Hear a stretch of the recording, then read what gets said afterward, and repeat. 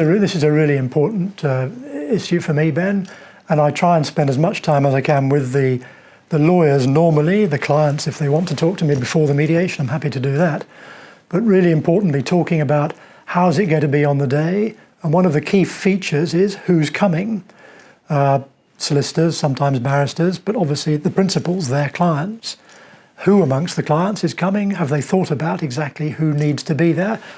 In some cases it's obvious, it's a small company, there's a principal, that person is the person who needs to attend to make the decisions.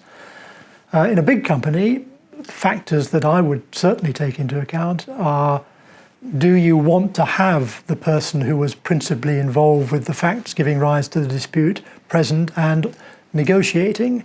That person inevitably is going to feel part of the process. He was involved in it.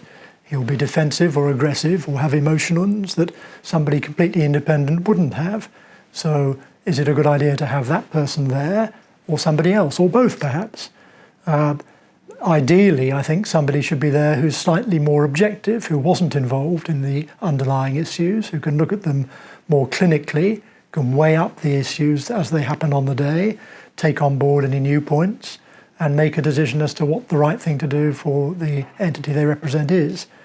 So those sorts of factors are important. Another issue I think I wrote in the blog and I feel very strongly about is, if you're aware that the other side is coming along with their managing director or one of their senior people, don't send along the junior office clerk, because you need to give face to the other party. You need to match their level of responsibility with yours so that they can see you're taking it seriously, the parties are of equal status in the negotiation day, and you're respecting their decision.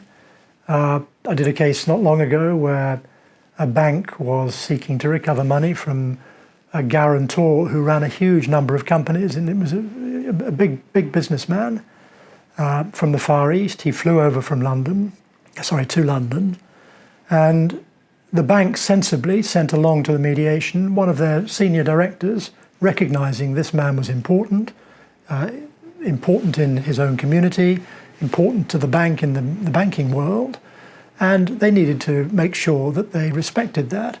They thought they had a good case against him, but nevertheless, properly and wisely, brought along a senior management person to deal with him, and he, frankly, was really pleased with that. It enabled the mediation to get off on a much better day than it would have done if the parties had been mismatched.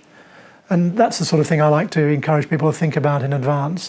It can be very important to plan that, to liaise closely with the other side, to make sure too that they're comfortable with who you're bringing along.